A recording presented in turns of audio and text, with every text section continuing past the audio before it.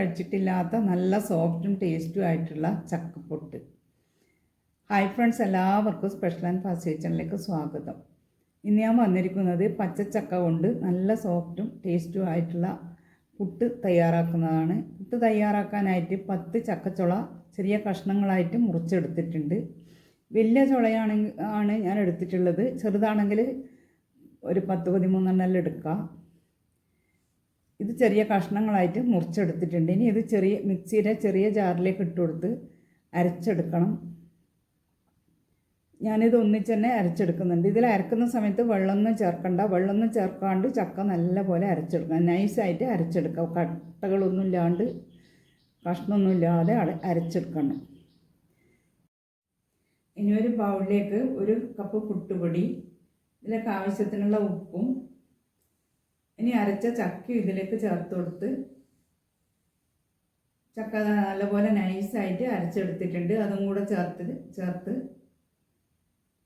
ഈ പുട്ടുപൊടി ഞാൻ വീട്ടിൽ തന്നെ തയ്യാറാക്കി എടുത്തതാണ്. അരി കഴുകി ഉണക്കി മില്ലിൽ കൊണ്ടുപോയി പൊടിച്ച് അവിടെ നിന്ന് തന്നെ വറുത്ത് കൊണ്ടുവച്ചാൽ 6 മാസം വരെ പുട്ടുപൊടിക്ക് കേടൊന്നും ഉണ്ടാവില്ല.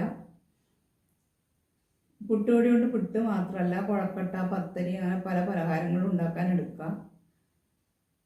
ഇതരി കൈകൊണ്ട് നല്ലപോലെ കുഴച്ചെടുക്കണം. ഈ പുട്ടുപൊടി കുഴക്കുന്ന സമയത്ത് ഇതിലേക്ക് 1 ടീസ്പൂൺ നെയ്യും കൂടെ ചേർത്ത് കൊടുക്കുകയാണെങ്കിൽ നല്ല മണവും നല്ല ടേസ്റ്റുള്ള പുട്ട് കിട്ടും. കുഴക്കുന്ന സമയത്ത് ഇതുപോലെ കുറച്ച് ലൂസായിട്ടും കട്ടയായിട്ടും ഒക്കെ ഉണ്ടാവും. അത് കുഴപ്പമില്ല. അത് റെസ്റ്റ് ചെയ്യാൻ വെച്ച് കഴിഞ്ഞാൽ ശരിയായി കിട്ടും.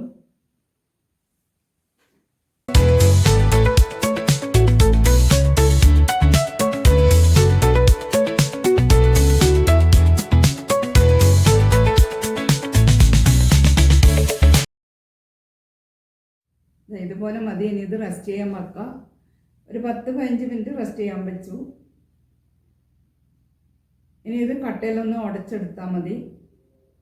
പെട്ടെന്ന് കട്ട ഉടച്ചെടുക്കാൻ വേണ്ടി ചക്ക അരച്ച അതേ ജാറിലേക്ക് തന്നെ ഇതിട്ടിട്ട് ഒന്ന് കറക്കിയെടുത്താൽ പെട്ടെന്ന് കട്ടയിൽ ഉടഞ്ഞ് നല്ല പൊടിയായി കിട്ടും. കറക്കിയെടുക്കുന്ന സമയത്ത് കുറേ സമയം അരക്കാൻ പാടില്ല. ഒന്ന് കറക്കി എടുത്താൽ പെട്ടെന്ന് പൊടിയായി കിട്ടും. ഇനി പുട്ടുകുറ്റിയിലേക്ക് ഇതിട്ട് കൊടുത്ത് ആദ്യം തേങ്ങ ഇട്ട് കൊടുത്ത് പിന്നെ അരിപ്പൊടി ഇട്ട് ഇതൊരു 3 കഷ്ണമായിട്ട് എടുക്കുന്നുണ്ട്. തേങ്ങ നല്ല ഫ്രഷ് തേങ്ങ ഇട്ട് കൊടുത്താൽ പുട്ട് നല്ല ടേസ്റ്റ് ഉണ്ടാവും. കറിയുടെ കൂടെ ആവശ്യമില്ല. കണ്ടില്ലേ, പൊടിയായിട്ട് പുട്ടുപൊടി കിട്ടിയിട്ടുണ്ട്. ഇതാ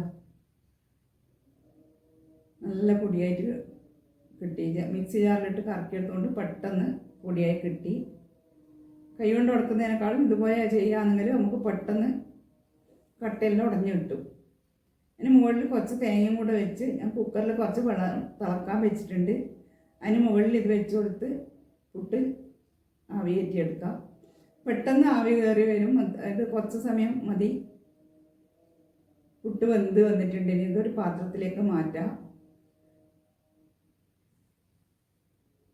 നല്ല സോഫ്റ്റും ടേസ്റ്റും ആയിട്ടുള്ള ചക്കപ്പുട്ട് റെഡിയായി. എല്ലാവരും ഉണ്ടാക്കി നോക്കുക. വീഡിയോ ഇഷ്ടമായ ലൈക്ക് ചെയ്യണേ. നിങ്ങളുടെ അഭിപ്രായങ്ങൾ കൂടി കമൻറ്റ് ബോക്സിൽ അറിയിക്കണേ. ഇതുവരെ സബ്സ്ക്രൈബ് ചെയ്യാത്തവരാണെങ്കിൽ പ്ലീസ് ഒന്ന് സബ്സ്ക്രൈബ് ചെയ്ത് സപ്പോർട്ട് ചെയ്യണേ. നല്ല രുചിയുള്ള പുട്ട് ചക്ക കൊണ്ടുണ്ടാക്കിയതാണ് ഈ പുട്ടെന്ന് ആരും പറയില്ല. അതുകൊണ്ട് തന്നെ ചക്ക ഇഷ്ടമില്ലാത്തവരെല്ലാം ഇത് കഴിക്കും. ഇതുപോലെ ഉണ്ടാക്കി കൊടുത്താൽ മതി. ഷുഗറുള്ളവർക്ക് കഴിക്കാൻ പറ്റിയ നല്ലൊരു പുട്ടാണിത്, ചക്കപ്പുട്ട്.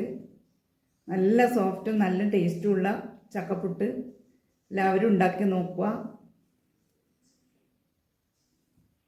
ചക്ക കൊണ്ടുള്ള കുറേ വ്യത്യസ്തമായ പലഹാരങ്ങളും ഒക്കെ ഇട്ടിട്ടുണ്ട് എൻ്റെ ചാനലിൽ. നിങ്ങളത് കണ്ടു നോക്കണേ. Thank you for watching.